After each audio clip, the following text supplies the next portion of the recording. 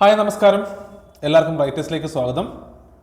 എല്ലാവരും HSA social സയൻസിന് വേണ്ടിയിട്ട് apply ചെയ്തിട്ടുണ്ടാവുമെന്ന് വിശ്വസിക്കുന്നു. നിങ്ങൾ ഓൾമോസ്റ്റ് ഇതിൻ്റെ ഒരു പ്രിപ്പറേഷൻ തുടങ്ങിയെന്ന് കരുതുന്നു. നമ്മൾ ഇന്ന് എക്കണോമിക്സ് എന്ന് പറയുന്ന ഭാഗത്തു നിന്നുള്ള ചില പ്രധാനപ്പെട്ട ചോദ്യങ്ങളും അതിൻ്റെ എക്സ്പ്ലനേഷനുമാണ് നമ്മളിന്ന് പറയാൻ പോകുന്നത്. നിങ്ങൾക്ക് എന്തുകൊണ്ടും ഈ ക്ലാസ് ബെനിഫിറ്റ് ആവുമെന്ന് ഞാൻ വിശ്വസിക്കുന്നു. അപ്പം നമുക്ക് നേരെ ക്ലാസ്സിലേക്ക് പോകാം. വെൽക്കം. ആദ്യമായിട്ട് നമുക്ക് നോക്കാൻ പോകുന്നത് കൺസ്യൂമർ ബിഹേവിയർ എന്ന് പറയുന്ന ഭാഗത്തു നിന്നുള്ള ചോദ്യമാണ് നമുക്ക് നോക്കേണ്ടത്. നമുക്ക് നോക്കാം. അതായത് കൺസ്യൂമർ ബിഹേവിയറിൻ്റെ മലയാളമാണ് ഉപഭോക്തൃ പെരുമാറ്റം എന്ന് പറയുന്നത്. അപ്പം നമുക്ക് ചോദ്യം ഇതാണ്: ഉപഭോക്തൃ പെരുമാറ്റം എന്നത് എന്തിനെക്കുറിച്ചുള്ള പഠനമാണ്? ബേസിക് ക്വസ്റ്റ്യൻ ആണ്. എന്താണ് കൺസ്യൂമർ ബിഹേവിയർ? എന്തിനെയാണ് നമ്മൾ കൺസ്യൂമർ ബിഹേവിയർ എന്ന് പറയുന്നത്? ഓപ്ഷൻ എ ഉൽപാദന വ്യവസ്ഥകൾ, അതുപോലെ ഓപ്ഷൻ ബി ഉപഭോക്താക്കളുടെ ഉൽപ്പന്ന നിർമ്മാണത്തിൻ്റെ, ഓപ്ഷൻ സി ഉപഭോക്താക്കൾ എന്ത് വാങ്ങുന്നു, എങ്ങനെ, എപ്പോൾ എന്നിവയുടെ, ഓപ്ഷൻ ഡി ലാഭമാർജിൻ്റെ. ഓക്കെ, നമുക്ക് ആൻസർ എന്ന് പറയുന്നത് ഓപ്ഷൻ സി ആണ്. അപ്പം എന്താണ് നമുക്ക് കൺസ്യൂമർ ബിഹേവിയർ അല്ലെങ്കിൽ ഉപഭോക്തൃ പെരുമാറ്റം എന്ന് നമുക്ക് നോക്കാം. ഉപഭോക്തൃ പെരുമാറ്റം എന്ന് പറയുന്നത് ഒരു കൺസ്യൂമർ, അതായത് ഒരു കൺസ്യൂമർ അല്ലെങ്കിൽ നമ്മൾ ഉപഭോക്താവ് എന്ന് പറയും അല്ലേ. ഒരു കൺസ്യൂമർ ഒരു പ്രൊഡക്റ്റ്, ഒരു കൺസ്യൂമർ അയാൾക്ക് ഇഷ്ടപ്പെട്ട ഒരു പ്രൊഡക്റ്റ് സെലക്ട് ചെയ്യുക, ആ സെലക്ട് ചെയ്ത പ്രൊഡക്റ്റിനെ പർച്ചേസ് ചെയ്യുക, അതായത് വാങ്ങുക, അതിനുശേഷം അതിനെ ഉപയോഗിക്കുക, ഫൈനലി ഉപയോഗിച്ചതിന് ശേഷം അതിനെ വിലയിരുത്തുക. ഇത്രയും സ്റ്റേജസിനെ കുറിച്ചുള്ള ഒരു പഠനമാണ് എന്ന് പറയുന്നത് ഉപഭോക്തൃ പെരുമാറ്റം എന്ന് പറയുന്നത്. ഓക്കെ, അപ്പം എന്തൊക്കെയാണ്? ഒരു കൺസ്യൂമർ ഒരു പ്രൊഡക്റ്റിനെ ചൂസ് ചെയ്യണം, ചൂസ് ചെയ്ത പ്രൊഡക്റ്റിനെ വാങ്ങണം, വാങ്ങിയതിനെ ഉപയോഗിക്കണം, ഉപയോഗിച്ചതിന് ശേഷം അതിനെ വിലയിരുത്തണം. ഇത്രയും ഘട്ടങ്ങളുണ്ട് നമ്മുടെ ഒരു പർച്ചേസിങ് പ്രോസസ്സ് എന്ന് പറയുന്നത്. നമ്മൾ പ്രൊഡക്റ്റ് വാങ്ങിയത് മുതൽ അതിൻ്റെ ഫൈനൽ കൺസംഷൻ വരെയുള്ള സ്റ്റേജസ് ഇതാണ്. അപ്പം ഇത്രയും സ്റ്റേജസിനെ കുറിച്ചുള്ള പഠനത്തെയാണ് നമ്മൾ എന്തെന്ന് പറയുന്നത്? ഉപഭോക്തൃ പെരുമാറ്റം അല്ലെങ്കിൽ കൺസ്യൂമർ ബിഹേവിയർ എന്ന് പറയുന്നത്. ഈ കൺസ്യൂമർ ബിഹേവിയറുമായിട്ട് ബന്ധപ്പെട്ട ഒരുപാട് തിയറികൾ നമുക്ക് ഉണ്ട് പഠിക്കാൻ.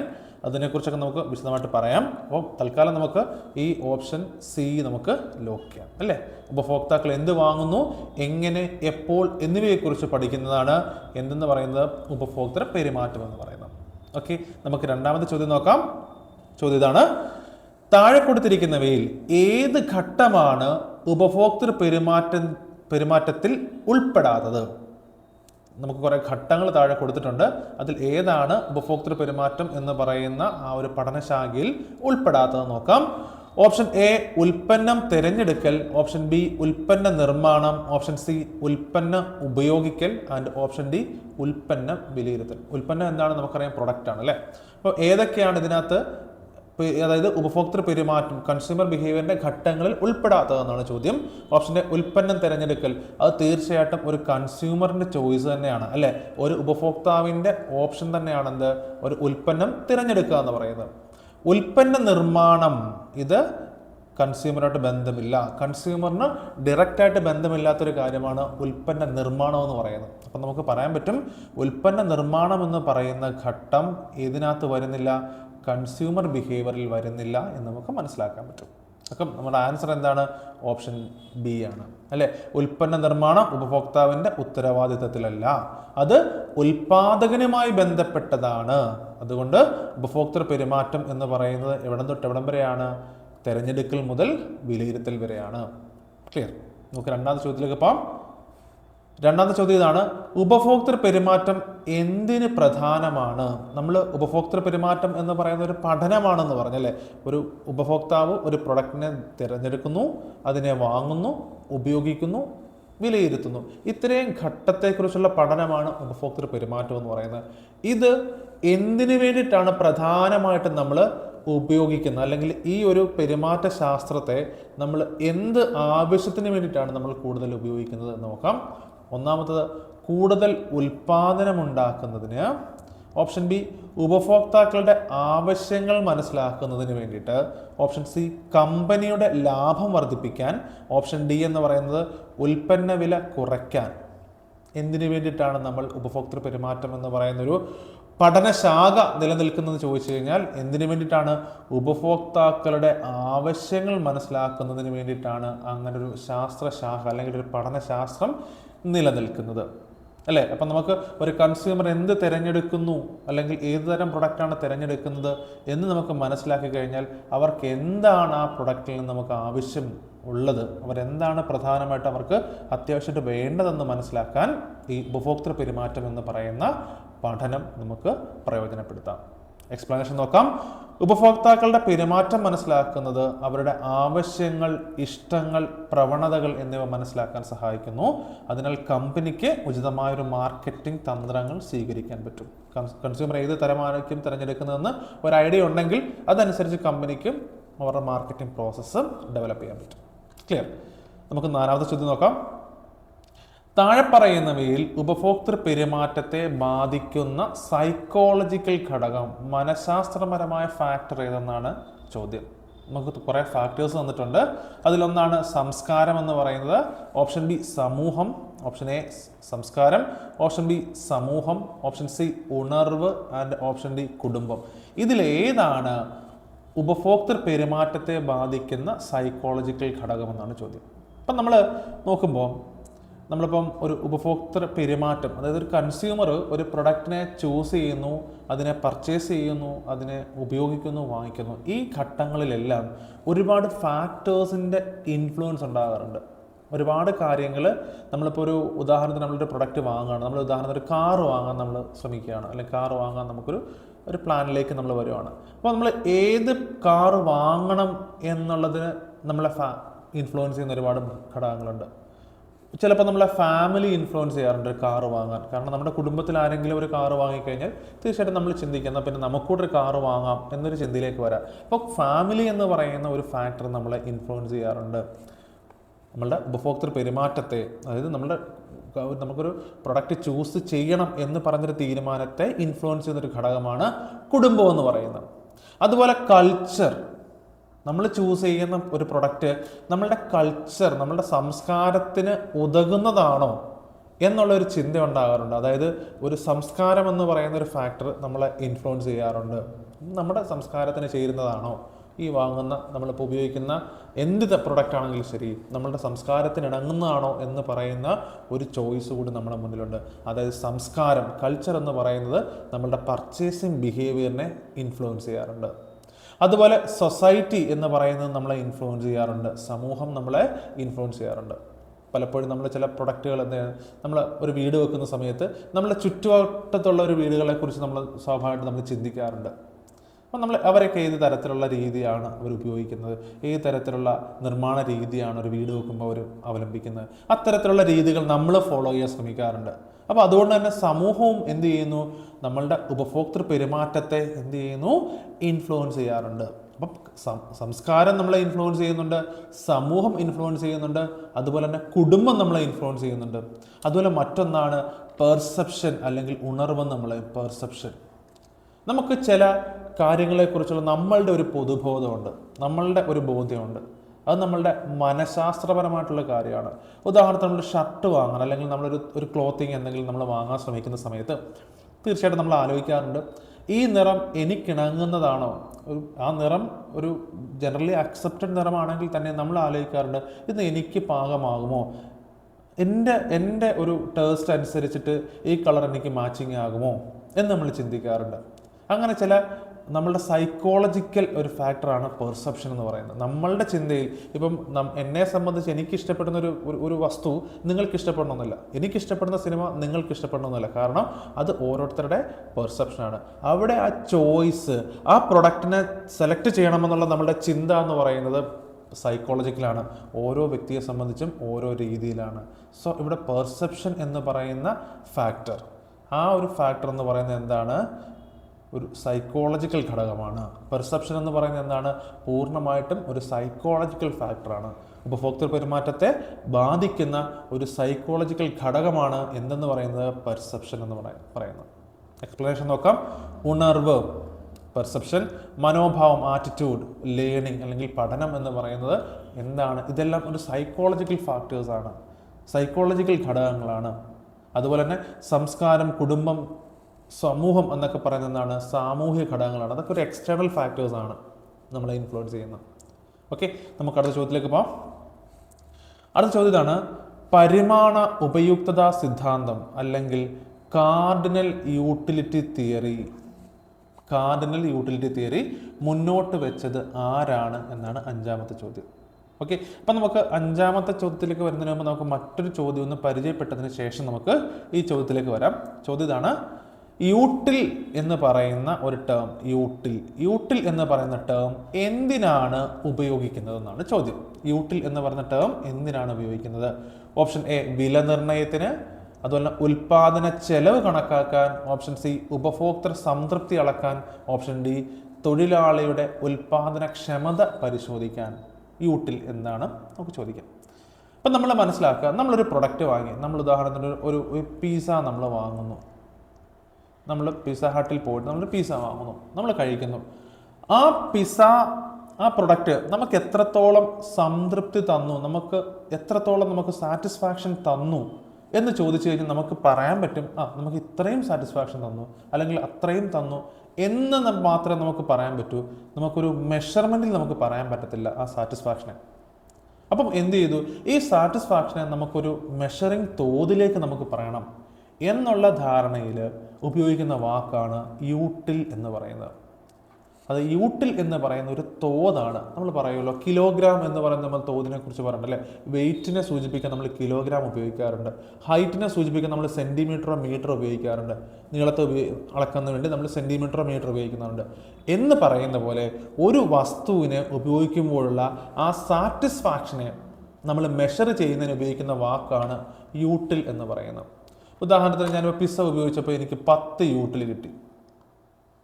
ഓക്കെ, അതേസമയം നമുക്ക് ഡ്രിങ്കിങ് വാട്ടർ, നമ്മൾ നോർമൽ വാട്ടർ വെള്ളം കുടിക്കുമ്പോൾ നമുക്ക് ചിലപ്പോൾ 5 യൂട്ടിലേ ഉള്ളൂ. അപ്പോൾ നോക്കുക, ഇതിനകത്ത് ഏത് പ്രൊഡക്റ്റ് ആയിരിക്കും ഏറ്റവും കൂടുതൽ സാറ്റിസ്ഫാക്ഷൻ എനിക്ക് തന്നത്? 10 യൂട്ടിലുള്ള പിസ്സ ആയിരിക്കും. ഏറ്റവും കുറവ് സാറ്റിസ്ഫാക്ഷൻ കിട്ടിയത് എവിടുന്ന? അത് വെള്ളം കുടിച്ചപ്പോഴാണ്, കാരണം 5 യൂട്ടിലേ ഉള്ളൂ.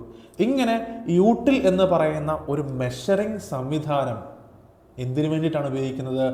ഉപഭോക്തൃ സംതൃപ്തി അളക്കുന്നതിന്. ഒരു പ്രൊഡക്റ്റ് എത്രത്തോളം സാറ്റിസ്ഫാക്ഷൻ ഒരു കസ്റ്റമറിന് കൊടുത്തു അല്ലെങ്കിൽ കൺസ്യൂമറിന് കൊടുത്തു എന്നതിനെ സൂചിപ്പിക്കുന്നതിന് വേണ്ടി ഉപയോഗിക്കുന്ന വാക്കാണ് യൂട്ടിൽ എന്ന് പറയുന്നത്. അപ്പോൾ ചോദ്യം ഇതാണ്: യൂട്ടിൽ എന്നത് എന്തിനാണ് ഉപയോഗിക്കുന്നത്? ഉപഭോക്തൃ സംതൃപ്തി അളക്കുന്നതിന് വേണ്ടിയിട്ടാണ് ഉപയോഗിക്കുന്നത്. യൂട്ടിൽ ഉപഭോക്താവ് ഒരു ഉൽപ്പന്നം ഉപയോഗിക്കുമ്പോൾ അനുഭവിക്കുന്ന സംതൃപ്തി അളക്കാനാണ് ഉപയോഗിക്കുന്നത്. ഇത് കൃത്രിമമായ അളവ് പ്രമാണമാണ്. ഇത് കൃത്രിമമായിട്ടുള്ളതാണ്. ഒരു ആർട്ടിഫിഷ്യൽ ഒരു മെഷറിംഗ് തോതാണ് യൂട്ടിൽ എന്ന് പറയുന്നത്. ഓക്കെ, നമുക്കിനി അടുത്ത ചോദ്യം, അതിന് മുമ്പത്തെ ചോദ്യത്തിലേക്ക് നോക്കാം. പരിമാണ ഉപയുക്തതാ സിദ്ധാന്തം. അപ്പം യൂട്ടിലുമായിട്ട് ബന്ധപ്പെട്ട ഒരു സിദ്ധാന്തമാണ് എന്ന് വെച്ച് കഴിഞ്ഞാൽ ഇത്രയേ ഉള്ളൂ.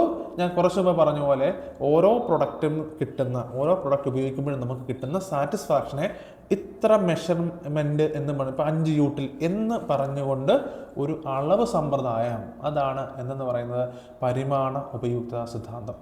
അത് മുന്നോട്ട് വെച്ചത് ആരാണ്? ആൽഫ്രഡ് മാർഷലാണ് പരിമാണ ഉപയുക്തതാ സിദ്ധാന്തം അല്ലെങ്കിൽ കാർഡിനൽ യൂട്ടിലിറ്റി തിയറി കൊണ്ടുവന്നത്. എന്താണ് കാർഡിനൽ യൂട്ടിലിറ്റി തിയറി എന്ന് വെച്ച് കഴിഞ്ഞാൽ, ഓരോ പ്രൊഡക്റ്റിന് സാറ്റിസ്ഫാക്ഷൻ ഒരു മെഷറിംഗ് തോതിൽ കൊടുക്കുന്നു. 5 യൂട്ടിൽ 10 യൂട്ടിൽ എന്നിങ്ങനെ ഒരു മെഷറിംഗ് കൊടുക്കുന്നതിനെയാണ് നമ്മൾ കാർഡിനൽ യൂട്ടിലിറ്റി തിയറി എന്ന് പറയുന്നത്. ഓക്കെ, അത് കൊണ്ടുവന്ന ആരാണ്? ആൽഫ്രഡ് മാർഷൽ എന്ന ഒരു എക്കണോമിസ്റ്റാണ് കൊണ്ടുവന്നത്. അടുത്ത ചോദ്യം നോക്കാം. അടുത്ത മറ്റൊന്നാണ് സ്ഥാനീയ ഉപയുക്തതാ സിദ്ധാന്തം അല്ലെങ്കിൽ ordinal utility theory. Okay, ordinal utility theory എന്താണ്? ഇതാരാണ് രൂപപ്പെടുത്തിയതെന്ന് ചോദിച്ചു കഴിഞ്ഞാൽ John Higgs and R.D. Allen, ഈ 2 പേര് ചേർന്നിട്ടാണ് ഓർഡിനൽ യൂട്ടിലിറ്റി തിയറി കൊണ്ടുവന്നത്. ഓർഡിനൽ യൂട്ടിലിറ്റി തിയറി കൊണ്ടുവന്നത് ആരാണ്? John Higgs and R.D. അലനാണ്.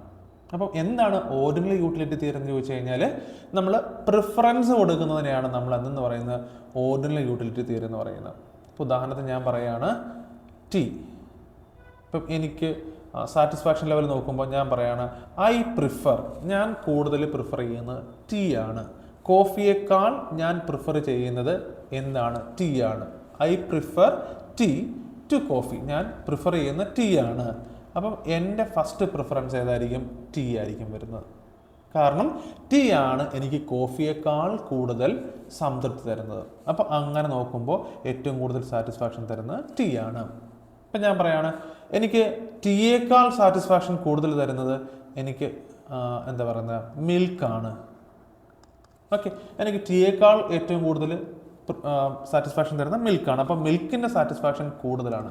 അപ്പം മറ്റൊന്ന്, ഓരോ പ്രൊഡക്റ്റിനെയും കമ്പാരിറ്റീവ്ലി കമ്പയർ ചെയ്തുകൊണ്ട് അതിൻ്റെ സാറ്റിസ്ഫാക്ഷൻ നമ്മൾ ഒരു അളവ് വെക്കുന്നതിനെയാണ് നമ്മൾ എന്തെന്ന് പറയുന്നത് ഓർഡിനൽ യൂട്ടിലിറ്റി തിയറി എന്ന് പറയുന്നത്.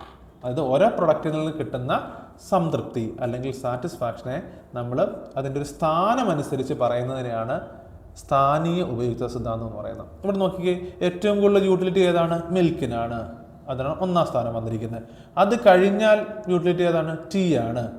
ഓക്കെ, അടുത്ത ഏതാണ്? കോഫി. കാരണം കോഫിയേക്കാൾ സംതൃപ്തി തരുന്ന ടീ ആണ്. അപ്പം നമുക്ക് ടീയുടെ യൂട്ടിലിറ്റി കൂടുതൽ. അതുപോലെ തന്നെ ടീയേക്കാൾ എനിക്ക് കൂടുതൽ യൂട്ടിലിറ്റി സംതൃപ്തി കിട്ടുന്നത് ഏതാണ്? മിൽക്കിനാണ്. അപ്പോൾ അതിൻ്റെ മുകളിൽ വരുന്ന മിൽക്ക്. അപ്പം മിൽക്ക്, ടീ, കോഫി, ഈ ഒരു ഓർഡർ, ഇങ്ങനെ ഒരു ഓർഡറിൽ നമ്മൾ ഓരോ പ്രൊഡക്റ്റിൻ്റെ സാറ്റിസ്ഫാക്ഷൻ കൊണ്ടുവരാം എന്ന് പറയുന്ന തിയറിയാണ് സ്ഥാനീയ ഉപയുക്തത സിദ്ധാന്തം എന്ന് പറയുന്നത്. അത് കൊണ്ടുവന്ന ആരാണ്? John Higgs and R.D. Allen ആണ്.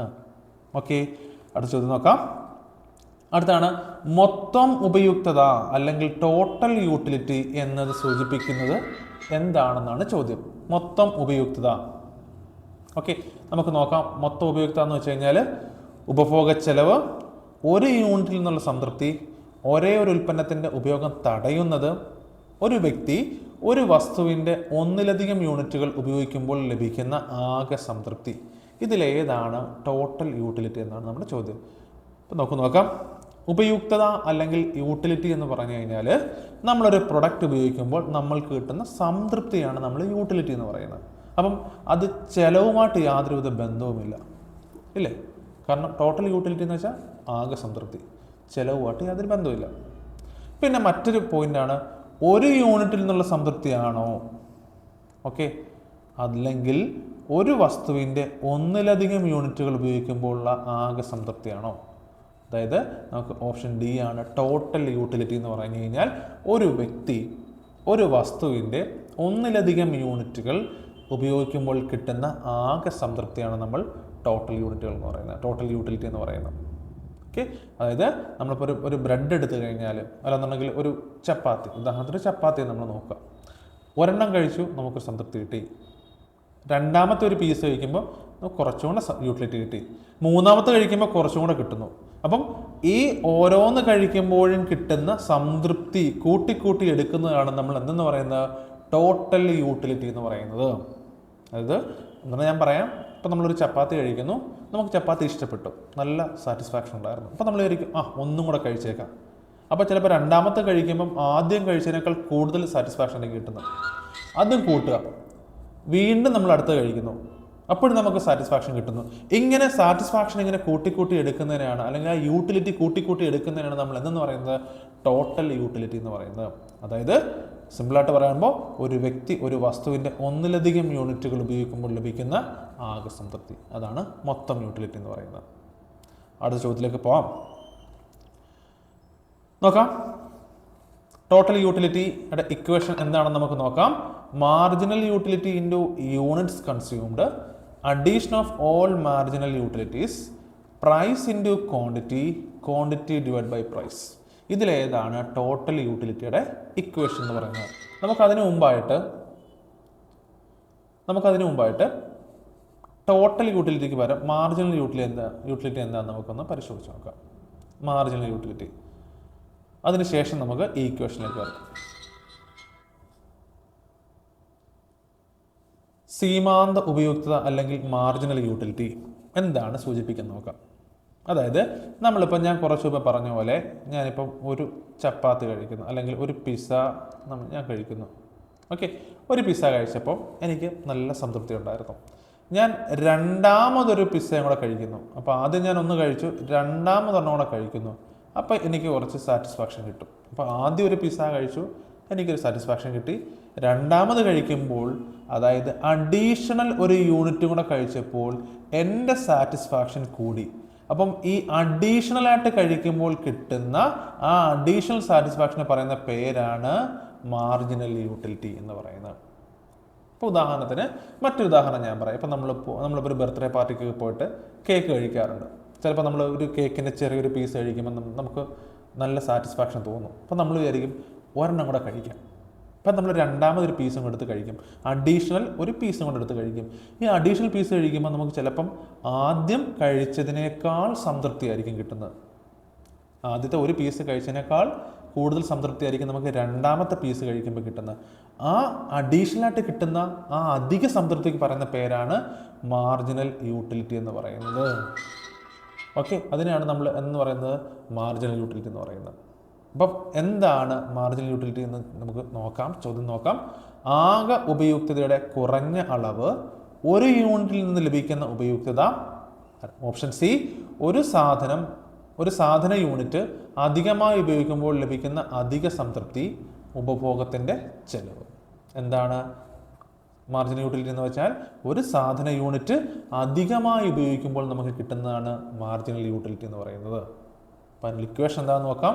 Marginal utility equal to TU, total unity of n unit minus total unit of n-1 unit. ഇപ്പം ഞാൻ പറഞ്ഞ പോലെ ടോട്ടൽ ഞാനിവിടെ എത്ര പിസ്സ കഴിച്ചിട്ടുണ്ട്? ഞാനിവിടെ 2 പിസ്സ കഴിച്ചിട്ടുണ്ട്. അതാണ് TUN എന്ന് പറയുന്നത്, 2 പിസ്സ കഴിച്ചു. Okay, minus TU n-1, n 2 അല്ലേ, അപ്പം 2 - 1 പിസ്സ കഴിക്കുമ്പോൾ എത്ര കിട്ടി? അപ്പം ഇതാണ് പറയുന്നത്. ആ അധികം യൂണിറ്റ് കഴിച്ചതിൻ്റെ സംതൃപ്തിക്ക് പറയുന്ന പേരാണ് മാർജിനൽ യൂട്ടിലിറ്റി എന്ന് പറയുന്നത്. ഇവിടെ നമ്മൾ നോക്കിക്കഴിഞ്ഞാൽ നിങ്ങൾ ഈ ഇക്വേഷനെ നോക്കിക്കേ, എന്താണ് ടോട്ടൽ യൂണിറ്റ് എന്ന് പറയുന്നത്? അപ്പം നമ്മൾ ഒന്നാമത്തെ പിസ്സ കഴിച്ചപ്പോൾ കിട്ടിയ സംതൃപ്തി, വീണ്ടും അഡീഷണൽ ഒരെണ്ണം കൂടെ കഴിച്ചു, അതായത് മാർജിനൽ യൂട്ടിലിറ്റി ആയി. വീണ്ടും അടുത്ത ഒരെണ്ണം കൂടെ കഴിച്ചു, അടുത്ത മൂന്നാമത്തെ എൻ്റെ മാർജിനൽ യൂട്ടിലിറ്റി ആയി.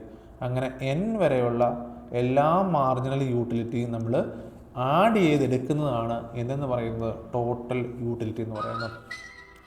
ഓക്കെ, അപ്പം ടോട്ടൽ യൂട്ടിലിറ്റി എന്ന് പറഞ്ഞാൽ എന്താണ്? Addition of all marginal utilities. Total utility equal to addition of all marginal utilities. Clear? നമുക്ക് അടുത്ത ചോദ്യം നോക്കാം. മാർജിനൽ യൂട്ടിലിറ്റി നെഗറ്റീവ് ആകുന്നത് എന്തിനെയാണ് സൂചിപ്പിക്കുന്നത് എന്നാണ് ചോദ്യം. അപ്പം നമ്മൾ പ്രധാനമായിട്ടും മാർജിനൽ യൂട്ടിലിറ്റി 2 തരത്തിലുണ്ട്, 3 തരത്തിലുണ്ട്. Positive, okay, negative and 0. Okay, marginal യൂട്ടിലിറ്റിക്ക് 3 വാല്യൂസ് വരാറുണ്ട്: പോസിറ്റീവ്, നെഗറ്റീവ്, 0. അപ്പോൾ 3 എന്താണെന്ന് ഞാൻ എക്സാമ്പിൾ വെച്ച് പറയാം. ഞാൻ മുമ്പേ കുറച്ച് മുമ്പ് പറഞ്ഞ പോലെ നമ്മളിപ്പം നമ്മൾ ഒരു കേക്ക് കഴിച്ചു. ഒരു കടയിൽ പോകുന്നു, ഒരു പീസ് കേക്ക് നമ്മൾ കഴിക്കുന്നു അല്ലേ. നമ്മൾ വീണ്ടും ഒരു യൂണിറ്റും കൂടെ കഴിക്കുന്നു. നമുക്ക് ഇഷ്ടപ്പെട്ടിട്ട് വീണ്ടും ഒരു പീസും കൂടെ കഴിക്കുമ്പോൾ നമ്മളുടെ സംതൃപ്തി കൂടുകയാണ് എന്ന് കരുതുക. അപ്പോൾ നമ്മൾ ഒന്ന് കഴിച്ചു, ഇഷ്ടപ്പെട്ടു, വീണ്ടും ഒരെണ്ണം കൂടെ കഴിച്ചപ്പോൾ ഇഷ്ടപ്പെട്ടു, വീണ്ടും ഒരെണ്ണം കഴിക്കുന്നു, ഇഷ്ടപ്പെട്ടു. ഓക്കെ, അപ്പോൾ നമ്മൾ 2 യൂണിറ്റ് അല്ലെങ്കിൽ ഒരു യൂണിറ്റ് അധികം കഴിച്ചപ്പോൾ നമ്മളുടെ സംതൃപ്തി കൂടി, നമ്മുടെ യൂട്ടിലിറ്റി കൂടി, ഉപഭോഗത്തിൻ്റെ ആ ഒരു സംതൃപ്തി കൂടിയെങ്കിൽ നമുക്ക് പറയാം അവിടെ മാർജിനൽ യൂട്ടിലിറ്റി എന്ന് പറയുന്നത് എന്താണ്? പോസിറ്റീവാണ്. മാർജിനൽ യൂട്ടിലിറ്റി എന്ന് വെച്ച് കഴിഞ്ഞാൽ അധികം യൂണിറ്റ് കഴിക്കുമ്പോൾ കിട്ടുന്ന യൂട്ടിലിറ്റിയാണ് മാർജിനൽ യൂട്ടിലിറ്റി. അവിടെ നമുക്ക് സംതൃപ്തി കൂടുകയാണെന്നുണ്ടെങ്കിൽ നമുക്ക് പറയാം മാർജിനൽ യൂട്ടിലിറ്റി പോസിറ്റീവാണ്. ഓക്കെ, അതേസമയം നമ്മൾ ഒരു കേക്ക് കഴിച്ചു, അപ്പോൾ നമ്മൾക്ക് രണ്ടാമത്തെ ഒരെണ്ണം നമ്മൾ കഴിക്കാൻ തോന്നുന്നു, കഴിച്ചു, പക്ഷേ നമ്മൾ ആദ്യം കഴിച്ചതിൻ്റെ ഒട്ടും സംതൃപ്തി നമുക്ക് കിട്ടിയില്ല, വേണ്ടായിരുന്നു എന്ന് നമുക്ക് തോന്നുന്നതായിരിക്കും. അപ്പം നമ്മൾ എന്താണ്, അവിടെ നമുക്കൊന്നും കിട്ടില്ല, സാറ്റിസ്ഫാക്ഷൻ ഒന്നും കിട്ടിയില്ല. അപ്പം നമുക്ക് പറയാൻ പറ്റും മാർജിനൽ യൂട്ടിലിറ്റി എന്താണ്? 0 ആണ്. ഓക്കെ, അപ്പോൾ കഴിക്കേണ്ട ആവശ്യമില്ലായിരുന്നു. നമ്മൾ ഒന്ന് കഴിച്ചു, രണ്ടാമത്തെ കഴിക്കാൻ വലിയ എഫക്റ്റ് ഒന്നും ഇല്ല, കുഴപ്പമില്ലായിരുന്നു എന്ന് നമുക്ക് തോന്നുകയാണെന്നുണ്ടെങ്കിൽ അവിടെ മാർജിനൽ യൂട്ടിലിറ്റി 0 ആണ്. അതേസമയം നമ്മൾ ഒരു പീസ് കഴിച്ചു, രണ്ടാമത്തോടെ കഴിച്ചു കഴിഞ്ഞപ്പോൾ നമ്മൾ കഴിക്കണ്ടായിരുന്നു, ആകെ പ്രശ്നമാണ്, ഇനിയിപ്പം ഹെൽത്ത് ഇഷ്യൂസൊക്കെ ഉണ്ടാവും, ആകെ പ്രോബ്ലം ആയല്ലോ എന്നൊരു കണ്ടീഷൻ വരുമ്പോഴാണ് നമ്മൾ എന്തെന്ന് പറയുന്നത് അവിടെ മാർജിനൽ യൂട്ടിലിറ്റി എന്താണ്? നെഗറ്റീവാണ്. ഓക്കെ, പോസിറ്റീവ്, നെഗറ്റീവ്, 0, ഇങ്ങനെ 3 കാര്യങ്ങളുണ്ട് മാർജിനൽ യൂട്ടിലിറ്റിക്ക്. ക്ലിയർ? നമ്മുടെ ചോദ്യം ഇതാണ്, മാർജിനൽ യൂട്ടിലിറ്റി നെഗറ്റീവ് ആകുന്നത് എന്തിനെയാണ് സൂചിപ്പിക്കുന്നത്? ഓക്കെ, ഉപഭോക്താവിൻ്റെ സംതൃപ്തി കൂടുന്നു, എവിടെ ഒബ്വിയസ്ലി എന്തായാലും കൂടാറില്ല. സംതൃപ്തി കൂടണമെന്നുണ്ടെങ്കിൽ അവിടെ മാർജിനൽ യൂട്ടിലിറ്റി എന്താവണം? പോസിറ്റീവ് ആവണം. ഓക്കെ, ഉപഭോക്താവ് TU അതായത് ടോട്ടൽ യൂട്ടിലിറ്റി കൂടുതലായി നേടുന്നു, ഒരിക്കലുമില്ല ഇല്ലേ. കൂടുതലായിട്ട് നമുക്ക് ടോട്ടൽ യൂട്ടിലിറ്റി വരികയാണെന്നുണ്ടെങ്കിൽ അതെന്തായിരിക്കണം? പോസിറ്റീവ് മാർജിനൽ യൂട്ടിലിറ്റി ആയിരിക്കണം. ഓക്കെ. ഓപ്ഷൻ സി എന്താണ്? അധിക ഉപഭോഗം ആഗ്രഹകരമല്ല എന്ന് വെച്ച് കഴിഞ്ഞാൽ നമ്മൾ ഉപയോഗിച്ച് കഴിഞ്ഞപ്പോൾ നമ്മൾ ചിന്തിക്കണം, വേണ്ടായിരുന്നു, ഇഷ്ടപ്പെട്ടില്ല, ഇത് വേണ്ടായിരുന്നു, ഇതാകെ പ്രശ്നമാകും എന്ന് നമ്മൾ കരുതുന്നു.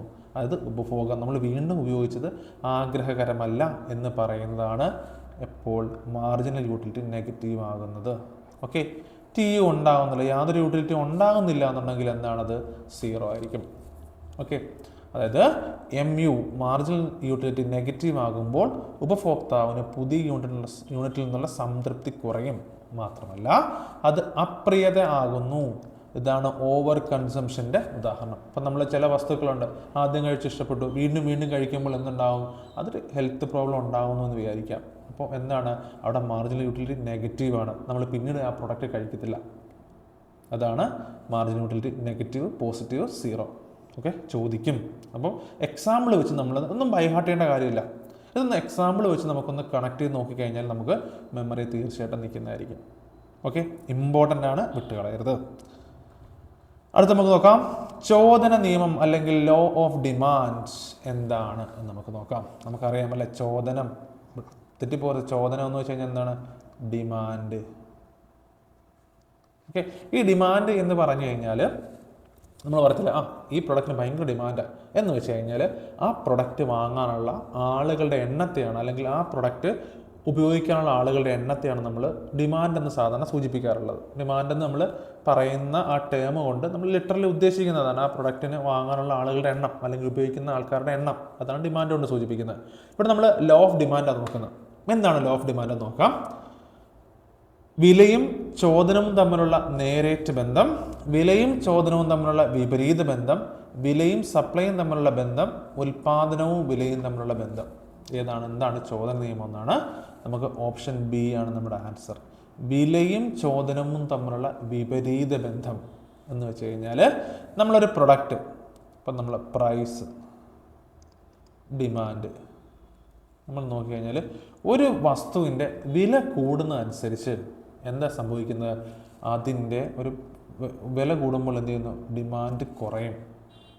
അതേസമയം വില കുറയുമ്പോൾ ഡിമാൻഡ് കൂടും.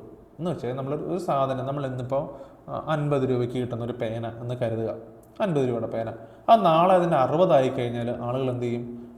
വേണ്ട, എനിക്ക് വലിയ താല്പര്യമില്ല, അതുകൊണ്ട് ഞാൻ വേറെണ്ണം, ഞാൻ ഒരു സബ്സ്റ്റിറ്റ്യൂട്ട് ഞാൻ ഓപ്റ്റ് ചെയ്തോളാം, അത് വേണ്ട, ഞാൻ മറ്റൊരു പേന വാങ്ങിക്കോളാം എന്ന് വിചാരിക്കും. അതേസമയം ഇന്ന് 50 രൂപ വരെയുള്ള പേന നാളെ 10 രൂപയ്ക്ക് അല്ലെങ്കിൽ 30 രൂപയ്ക്ക് വിറ്റ് കഴിഞ്ഞാൽ ആളുകൾ എന്ത് ചെയ്യും? അത് വാങ്ങാനായിട്ട് പോകും. അതായത് ഒരു വസ്തുവിൻ്റെ പ്രൈസ് കുറയുമ്പോൾ ആ വസ്തുവിൻ്റെ ഡിമാൻഡ് കൂടും. അതുപോലെ തന്നെ പ്രൈസ് കൂടുമ്പോൾ ഡിമാൻഡ് കുറയും. അങ്ങനെ ഈ പ്രൈസും ഡിമാൻഡും തമ്മിലുള്ള ഒരു ഇൻവേഴ്സ് റിലേഷൻഷിപ്പിനാണ് നമ്മൾ എന്തെന്ന് പറയുന്നത്? ചോദന നിയമം അല്ലെങ്കിൽ ലോ ഓഫ് ഡിമാൻഡ് എന്ന് പറയുന്നത്. വിലയും ചോദനവും തമ്മിലുള്ള വിപരീത ബന്ധത്തെയാണ് നമ്മൾ ചോദന നിയമം അല്ലെങ്കിൽ ലോ ഓഫ് ഡിമാൻഡ് എന്ന് പറയുന്നത്. ലോ ഓഫ് ഡിമാൻഡ് പ്രകാരം മറ്റ് ഘടകങ്ങൾ സ്ഥിരമായിരിക്കുമ്പോൾ ഒരു വസ്തുവിൻ്റെ വില കൂടുമ്പോൾ അതിൻ്റെ ചോദനം കുറയും. ഒരു വില കുറഞ്ഞാൽ ചോദനം കൂടും. അതായത് വിലയും ചോദനവും തമ്മിൽ വിപരീത ബന്ധമാണ്, ഇൻവേഴ്സ് റിലേഷൻഷിപ്പാണ്. അതാണ് ലോ ഓഫ് ഡിമാൻഡ് എന്ന് പറയുന്നത്. ക്ലിയർ? ഇതൊക്കെ ചോദിച്ചിട്ടുണ്ട് പരീക്ഷയ്ക്ക്, HSIയുടെ പരീക്ഷയ്ക്ക് ഈ ഒരു ചോദ്യം ഇതുപോലെ തന്നെ ചോദിച്ചിട്ടുണ്ട്. അതുകൊണ്ട് നമ്മൾ എടുത്ത് പറഞ്ഞത് നന്നായിട്ട് നോക്കാം. അടുത്ത നമുക്ക് നോക്കാം, അടുത്ത ചോദ്യം നോക്കാം. ചോദനത്തിൻ്റെ ഇലാസ്തികത അല്ലെങ്കിൽ പ്രൈസ് ഇലാസ്റ്റിസിറ്റി ഓഫ് ഡിമാൻഡ് എന്ന് പറയുന്നത് എന്താണ് സൂചിപ്പിക്കുന്നത്? Okay, price elasticity of demand. നമുക്കറിയാം ഇലാസ്റ്റിസിറ്റി എന്ന് പറഞ്ഞാൽ എന്താണ്, അല്ലെങ്കിൽ ഇലാസ്റ്റിക് എന്ന് പറഞ്ഞാൽ എന്താണ് അല്ലേ? നമുക്കറിയാം ഇലാസ്റ്റിക് എന്ന് പറഞ്ഞൊരു വസ്തു നമ്മൾ വലിച്ചു കഴിഞ്ഞാൽ അതിന് നീളം കൂടും, വിട്ട് കഴിഞ്ഞാൽ നീളം കുറയും. അത് നമ്മളൊരു ഫോഴ്സ് അപ്ലൈ ചെയ്യുമ്പം എന്ത് സംഭവിക്കുന്നു? അതിൻ്റെ വലിപ്പത്തിൽ വ്യത്യാസം വന്നുകൊണ്ടിരിക്കുന്നു, നീളത്തിൽ വ്യത്യാസം വന്നുകൊണ്ടിരിക്കുന്നു. അതാണ് ഇലാസ്റ്റിക് എന്ന് പറയുന്ന വസ്തു. ഇലാസ്റ്റിസിറ്റി എന്ന് പറഞ്ഞാൽ എന്താണ്? ഒരു ഫോഴ്സ് കൊടുക്കുന്നതിനനുസരിച്ച് വലിപ്പം കൂടുകയും കുറയുകയും ചെയ്യുന്ന ആ ഒരു പ്രതിഭാസത്തിന് പറയുന്ന പേരാണ് ഇലാസ്റ്റിസിറ്റി എന്ന് പറയുന്നത്. ഇവിടെ പ്രൈസ് ഇലാസ്റ്റിസിറ്റി ഓഫ് ഡിമാൻഡാണ്. അതായത് വിലയ്ക്ക് വ്യത്യാസം വരുന്നതനുസരിച്ച് നമ്മളുടെ ഡിമാൻഡിനകത്തുണ്ടാകുന്ന ആ വലിവിന് പറയുന്ന പേരാണ് പ്രൈസ് ഇലാസ്റ്റിസിറ്റി ഓഫ് ഡിമാൻഡ്. അതായത് നമ്മൾ നോർമലി ഒരു പ്രൊഡക്റ്റ് ഉണ്ട്, ആ പ്രൊഡക്റ്റ് നമ്മൾ പ്രൈസ് കൂട്ടുമ്പോൾ അതിൻ്റെ ഡിമാൻഡിനകത്ത് എത്ര ഇലാസ്റ്റിക് ആയിട്ട് മാറുന്നു, എത്ര ഡിമാൻഡ് അതിൻ്റെ ആവശ്യക്കാരുടെ എണ്ണം കൂടുന്നോ കുറയുന്നോ എന്നൊക്കെ സൂചിപ്പിക്കുന്ന ആ ടേമാണ് പ്രൈസ് ഇലാസ്റ്റിസിറ്റി ഓഫ് ഡിമാൻഡ് എന്ന് പറയുന്നത്. ഇവിടെ നമുക്ക് നോക്കാം, ചോദനത്തിൻ്റെ ഇലാസ്തികത അല്ലെങ്കിൽ പ്രൈസ് ഇലാസ്റ്റിസിറ്റി ഓഫ് ഡിമാൻഡ് സൂചിപ്പിക്കുന്നത് എന്താണ്? ഓപ്ഷൻ എ, വിലയും ഉൽപ്പാദനവും തമ്മിലുള്ള ബന്ധം. സപ്ലൈ കർവിൻ്റെ ചാഞ്ചാട്ടം, സപ്ലൈ കർവിനകത്തോണ്ട് വരുന്ന ചേഞ്ച്. ഇവിടെ സപ്ലൈ ആയിട്ട് നമ്മൾ ബന്ധമില്ലല്ലോ. വിലമാറ്റത്തിനനുസരിച്ച് ഡിമാൻഡിലുണ്ടാകുന്ന മാറ്റം, വരുമാന വർധനവിനനുസരിച്ച് ഔട്ട്പുട്ടിൻ്റെ മാറ്റം. എന്താണ് ആൻസർ? വിലമാറ്റത്തിനനുസരിച്ച് ഡിമാൻഡിലുണ്ടാകുന്ന മാറ്റം, ഇലാസ്റ്റിസിറ്റി ഓഫ് ഡിമാൻഡ് എന്നാണ് പറഞ്ഞിരിക്കുന്നത് അല്ലേ. ഡിമാൻഡിനകത്തുണ്ടാകുന്ന മാറ്റം എന്തനുസരിച്ച്? പ്രൈസ് കൂടുന്നതനുസരിച്ച് അല്ലേ. പ്രൈസ് കൂടുമ്പോൾ എന്ത് ചെയ്യുന്നു? ഡിമാൻഡ് കുറയുന്നു, അപ്പം ഡിമാൻഡ് ചെറുതാകുന്നു. പ്രൈസ് കുറയുമ്പോൾ എന്ത് ചെയ്യുന്നു? ഈ പറയുന്ന ഇലാസ്റ്റിക് പോലെ ഡിമാൻഡും അങ്ങ് വലുതാവും. ഇതിനെയാണ് നമ്മൾ എന്ന് പറയുന്നത് പ്രൈസ് ഇലാസ്റ്റിസിറ്റി ഓഫ് ഡിമാൻഡ് അല്ലെങ്കിൽ ചോദനത്തിൻ്റെ ഇലാസ്തികത എന്ന് പറയുന്നത്. എക്സ്പ്ലനേഷൻ നോക്കാം. പ്രൈസ് ഇലാസ്റ്റിസിറ്റി ഓഫ് ഡിമാൻഡ് എന്നത് ഒരു ഉൽപ്പന്നത്തിൻ്റെ വില മാറുമ്പോൾ ചോദനത്തിലുണ്ടാകുന്ന മാറ്റത്തിൻ്റെ അളവാണ്. ഇത് ഡിമാൻഡ് എത്ര സെൻസിറ്റീവ് ആണെന്നതിനെ കുറിച്ചുള്ള പഠനം കൂടിയാണ്. അപ്പോൾ ഡിമാൻഡ് എത്രത്തോളം സെൻസിറ്റീവ് ആണ്, നമ്മുടെ പ്രൈസിനനുസരിച്ച് എത്രത്തോളം ഇങ്ങനെ മാറിക്കൊണ്ടിരിക്കുന്നു എന്നതിനെക്കുറിച്ചുള്ള പഠനം കൂടിയാണ് എന്തെന്ന് പറയുന്നത് പ്രൈസ് ഇലാസ്റ്റിസിറ്റി ഓഫ് ഡിമാൻഡ് എന്ന് പറയുന്നത്. ക്ലിയർ? സിമ്പിൾ അല്ല? നമുക്കൊരു അടുത്ത ചോദ്യം നോക്കാം. ഇലാസ്റ്റിസിറ്റി ഓഫ് ഡിമാൻഡിനെ സ്വാധീനിക്കുന്ന ഘടകമല്ലാത്തത് ഏതൊക്കെയാണെന്ന് നമുക്ക് ചോദിച്ചിരിക്കുന്നത്. എന്തൊക്കെയാണ് ഒരു ഡിമാൻഡ് കൂടാനും കുറയാനും സ്വാധീനിക്കുന്ന, അല്ലെങ്കിൽ കൂടാനുള്ള സ്വാധീനിക്കുന്ന ഘടകം അല്ലെങ്കിൽ കുറയാൻ കാരണമാകുന്ന ഘടകം ഏതൊക്കെയാണെന്ന് നമുക്ക് നോക്കാം. Option A, substitute availability. Option B, nature of the commodity. Option C, government budget and time period. ഏതൊക്കെയാണ് നമുക്ക് നോക്കാം.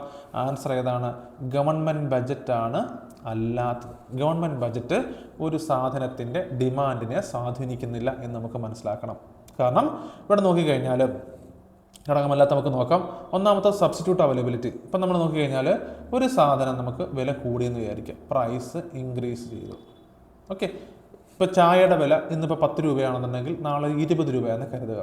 സ്വാഭാവികമായിട്ടും എന്താ നമുക്ക് ചിന്തിക്കുന്നത്? ഇപ്പം നമ്മൾ ചായ കുടിക്കണോ വേണ്ട, 20 രൂപ മുടക്കി വില കൂടിയില്ലേ, ചായ കുടിക്കണോ വേണ്ട എന്നുള്ളൊരു കൺഫ്യൂഷൻ നമുക്ക് തോന്നും. പക്ഷേ അതേ സ്ഥാനത്ത് ഈ ചായക്കൊരു സബ്സ്റ്റിറ്റ്യൂട്ടായിട്ട് നമുക്ക് കോഫി വരിക 10 രൂപയ്ക്ക് തന്നെ. അപ്പോൾ നമ്മൾ എന്ത് ചെയ്യും? നേരെ കോഫിയിലേക്ക് മാറും. അതായത് അവിടെ സബ്സ്റ്റിറ്റ്യൂട്ടിൻ്റെ വില, സബ്സ്റ്റിറ്റ്യൂട്ട് വന്നപ്പോഴത്തേക്ക് എന്ത് ചെയ്യുന്നു? ഇതിൻ്റെ ഡിമാൻഡ്, ചായ ഡിമാൻഡ് കുറയുന്നു. അപ്പോൾ സബ്സ്റ്റിറ്റ്യൂട്ടിൻ്റെ അവൈലബിലിറ്റി എന്ന് പറയുന്നത് ഡിമാൻഡിൻ്റെ ഇലാസ്റ്റിസിറ്റിയെ സ്വാധീനിക്കുന്നുണ്ട്. അപ്പോൾ അവിടെ ഡിമാൻഡ് കൂടാനും കുറയാനും സ്വാധീനിക്കുന്നുണ്ട്. അതുപോലെ നേച്ചർ ഓഫ് കമ്മോഡിറ്റി, നമ്മൾ ഉപയോഗിക്കുന്ന കമ്മോഡിറ്റി. ഇപ്പോൾ ഉദാഹരണത്തിന് നമ്മൾ ഒരു ലക്ഷറി ഗുഡ്സ് ആണെന്നുണ്ടെങ്കിൽ ഇപ്പോൾ വില കൂടിയാലും നമ്മൾ വാങ്ങും. മെഡിക്കൽ പ്രൊഡക്റ്റ് ആണെന്നുണ്ടെങ്കിൽ നമ്മൾ വില കൂടിയാലും നമ്മൾ വാങ്ങും, അഫക്റ്റ് ചെയ്യുന്നില്ല. ഓക്കെ, അതേസമയം മറ്റു ചില പ്രൊഡക്റ്റുകളാണെന്ന് എടുത്ത് പോകും, ചില ഫുഡ് പ്രൊഡക്റ്റാണെന്ന് കരുതുക, അതിൻ്റെ വില കൂടുമ്പോൾ സ്വാഭാവികമായിട്ടും നമ്മളത് അതിൻ്റെ ഡിമാൻഡ് കുറയും. ക്ലിയർ ആവുന്നുണ്ടോ? ഗവൺമെൻറ് ബഡ്ജറ്റ് ഒരിക്കലും ഡയറക്റ്റായിട്ട് എന്തിനെ സ്വാധീനിക്കുന്നില്ല? Elasticity of ഡിമാൻഡിനെ സ്വാധീനിക്കുന്നില്ല. അപ്പം നമുക്ക് എക്സ്പ്ലനേഷൻ നോക്കാം. ഇലാസ്റ്റിസിറ്റി ഓഫ് ഡിമാൻഡിനെ സ്വാധീനിക്കുന്ന പ്രധാനപ്പെട്ട ഘടകങ്ങൾ എന്തൊക്കെയാണ്? സബ്സ്റ്റിറ്റ്യൂട്ട് അവൈലബിലിറ്റി, നേച്ചർ, അതായത് പ്രൊഡക്റ്റിൻ്റെ നേച്ചർ, ഏത് തരത്തിലുള്ള പ്രൊഡക്റ്റാണ്, പിന്നെ നമ്മൾ വാങ്ങുന്ന സമയം, പ്രപ്പോർഷൻ ഓഫ് ഇൻകം സ്പെൻഡ്, ഇത്രയും. പിന്നെ നമ്മുടെ ഇൻകം, നമുക്കൊരു സാലറി കിട്ടുന്നുണ്ട്, ആ സാലറി നമ്മൾ സ്പെൻഡ് ചെയ്യുന്നൊരു തുകയുണ്ട്, ആ തുക എത്രത്തോളം അനുസരിച്ച് നമ്മളുടെ പ്രൊഡക്റ്റിനുള്ള ഡിമാൻഡ്, ഒരു പ്രൊഡക്റ്റിൻ്റെ ഡിമാൻഡ് കൂടുകയും കുറയുകയും ചെയ്തുകൊണ്ടിരിക്കും. ഓക്കെ, അപ്പം ഇത്രയാണ് പ്രധാനപ്പെട്ട സ്വാധീനിക്കുന്ന ഘടകങ്ങളെന്ന് പറയുന്നത്. ക്ലിയർ? നമുക്കടുത്ത് നോക്കാം. ഒരു ഉൽപ്പന്നത്തിന് ഒരു സബ്സ്റ്റിറ്റ്യൂട്ട് ഉണ്ടെങ്കിൽ ഡിമാൻഡിൻ്റെ ഇലാസ്റ്റിസിറ്റി എങ്ങനെയായിരിക്കും? സബ്സ്റ്റിറ്റ്യൂട്ട് ഉണ്ടെങ്കിൽ ഞാൻ പറഞ്ഞ പോലെ ഒരു ചായക്ക് നമുക്ക് വില കൂടി, ചായയുടെ വില 10-ൽ നിന്ന് നേരെ 20-ലെത്തി. അതേസമയം ആ ചായയുടെ സബ്സ്റ്റിറ്റ്യൂട്ടായിട്ട് നമുക്ക് കോഫിയുണ്ട്, 10 രൂപയ്ക്ക് അവൈലബിൾ ആണ്. എന്ത് ചെയ്യുന്നു? ഇതിൻ്റെ ഡിമാൻഡ് താഴോട്ട് പോയിട്ട് എല്ലാവരും കോഫി ചൂസ് ചെയ്യും. അപ്പോൾ സബ്സ്റ്റിറ്റ്യൂട്ട് ഉണ്ടെങ്കിൽ എന്തായിരിക്കും? ഇവിടെ കുറഞ്ഞില്ലേ ഡിമാൻഡ്? ചായയുടെ ഡിമാൻഡ് കുറഞ്ഞില്ലേ? കുറയാന്ന് വെച്ചാൽ ഇലാസ്റ്റിക് അല്ലേ, വലുത് ചെറുതാവുന്ന ഇലാസ്റ്റിക് എന്നല്ലേ. അപ്പോൾ എന്താണ്? ഇലാസ്റ്റിക് ആണ്. സബ്സ്റ്റിറ്റ്യൂട്ട് ഉണ്ടെങ്കിൽ ഇലാസ്റ്റിക് ആണ്. അതാണ് ആൻസർ ബി വരുന്നത്. ഓക്കെ, അപ്പം ഇത്രയാണ് നമ്മൾ ഇന്നത്തെ ക്ലാസ്സിൽ ഒരു 15 ചോദ്യം നമ്മൾ എക്സ്പ്ലെയിൻ ചെയ്തിട്ടുണ്ട്. അപ്പം ഈ 15 ചോദ്യങ്ങളും നിങ്ങൾക്ക് മനസ്സിലായെന്ന് ഞാൻ വിശ്വസിക്കുന്നു, നിങ്ങൾക്ക് ക്യാച്ച് ചെയ്യാൻ പറ്റിയ അതിൻ്റെ എക്സ്പ്ലനേഷൻ എന്ന് ഞാൻ വിചാരിക്കുന്നു. നിങ്ങളുടെ അഭിപ്രായങ്ങൾ അപ്പം ഈ ക്ലാസ്സുമായിട്ട് ബന്ധപ്പെട്ട് നിങ്ങളുടെ അഭിപ്രായങ്ങൾ നമ്മളുടെ വീഡിയോയുടെ താഴെ കമൻ്റായിട്ട് രേഖപ്പെടുത്തുക. അതുപോലെ തന്നെ വളരെ പ്രധാനപ്പെട്ട ഒരു കാര്യം പറയാൻ കൂടി ചെയ്യണം. HSS സോഷ്യൽ സയൻസ് അപ്ലൈ ചെയ്തിട്ടുള്ള കുട്ടികൾക്ക്, ഉദ്യോഗാർത്ഥികൾക്ക് വേണ്ടിയിട്ട് നമ്മൾ റൈറ്റേഴ്സ് IASന്റെ ഒരു ടെസ്റ്റ് സീരീസ് പ്രോഗ്രാം നമ്മൾ അറേഞ്ച് ചെയ്യുന്നുണ്ട്. ഒരു ടെസ്റ്റ് സീരീസ് പ്രോഗ്രാം. ഓക്കെ, ഏകദേശം ഒരു 50 എക്സാംസ് നമ്മുടെ ലേണിംഗ് ആപ്പ് വഴി നമ്മൾ കണ്ടക്ട് ചെയ്യുന്നുണ്ട്. അപ്പം പരീക്ഷയ്ക്ക് പ്രാക്ടീസ് ചെയ്യുന്ന കുട്ടികൾക്ക്, നിങ്ങൾ ഇതിനോട് കണ്ടിന്യൂസ് പഠിച്ചുകൊണ്ടിരിക്കുന്നവരാണെന്നുണ്ടെങ്കിൽ നിങ്ങൾക്ക് ഈ ടെസ്റ്റ് സീരീസിന് അപ്ലൈ ചെയ്യാൻ പറ്റും. നമുക്ക് വളരെ തുച്ഛമായൊരു ഫീസാണ്. അപ്പോൾ നമ്മൾ ഡിസ്ക്രിപ്ഷനിൽ നമ്മുടെ ഡീറ്റെയിൽസ് എല്ലാം ഞാൻ കൊടുത്തേക്കാം. അപ്പോൾ നിങ്ങൾക്ക് ടെസ്റ്റ് സീരീസിന് താല്പര്യമുള്ളവർ നമ്മുടെ നമ്പറിലൊന്ന് ബന്ധപ്പെടുക. വളരെ ചെറിയ ഫീസാണ്. 50 പരീക്ഷകളുണ്ട്. ഓരോ സബ്ജക്റ്റ് തിരിച്ചിട്ടുള്ള 50 പരീക്ഷകളാണ് നമ്മൾ ഇതിനുവേണ്ടി സംഘടിപ്പിക്കുന്നത്. നിങ്ങൾ ഓരോ പരീക്ഷ എഴുതുന്നതോറും നിങ്ങൾക്ക് കൂടുതൽ ചോദ്യങ്ങൾ പരിചയപ്പെടാം. അതുപോലെ നമ്മൾ അതിനോടൊപ്പം തന്നെ ടെസ്റ്റ് മെറ്റീരിയൽസ് നമ്മൾ കൊടുക്കാറുണ്ട്. അതുപോലെ ഒരു സ്കീം ഉണ്ടാവും. ആ സ്കീം അനുസരിച്ച് നിങ്ങൾക്ക് എല്ലാ പരീക്ഷയും നമ്മുടെ ആപ്പിൽ അവൈലബിൾ ആണ്. വളരെ ചെറിയൊരു ഫീസാണ്. നിങ്ങൾക്ക് താല്പര്യമുള്ളവർ നമ്മുടെ ഡിസ്ക്രിപ്ഷൻ ബോക്സിനകത്ത് കൊടുത്തിട്ടുള്ള നമ്പറിൽ നിങ്ങൾ ബന്ധപ്പെടുക. നമ്മളുടെ ലേണിംഗ് ആപ്പിൽ ഡൗൺലോഡ് ചെയ്യുക. അതിലൂടെ നിങ്ങൾക്ക് പരീക്ഷ എഴുതാൻ പറ്റും. ഓക്കെ, അപ്പം എല്ലാവരും നന്നായിട്ട് പഠിക്കുക. ഇതിൻ്റെ ഇപ്പം HSS സോഷ്യൽ സയൻസിൻ്റെ മറ്റൊരു എക്കണോമിക്സിൻ്റെ ക്ലാസ് ഉടനെ നമുക്ക് ചെയ്യാവുന്നതാണ്. അപ്പം ഈ ക്ലാസ് നിങ്ങൾക്ക് ഇഷ്ടപ്പെട്ടെങ്കിൽ നമ്മളെ തീർച്ചയായിട്ടും ഒന്ന് സപ്പോർട്ട് ചെയ്യുക. നിങ്ങളുടെ സുഹൃത്തുക്കളിലേക്ക് മാക്സിമം ഒന്ന് ഷെയർ ചെയ്യാൻ ശ്രമിക്കുക. കൂടുതൽ നിങ്ങൾക്ക് ക്ലാസ്സുകളുടെ ബന്ധപ്പെട്ട നിങ്ങളുടെ അഭിപ്രായങ്ങൾ നമുക്ക് കമൻ്റായിട്ട് തരിക. ഓക്കെ, അപ്പം എല്ലാവർക്കും ബെനിഫിറ്റ് ആയെന്ന് വിശ്വസിക്കുന്നു. എല്ലാവർക്കും നല്ലൊരു ദിവസം ആശംസിക്കുന്നു. All the very best. Thank you for watching this video. Thank you.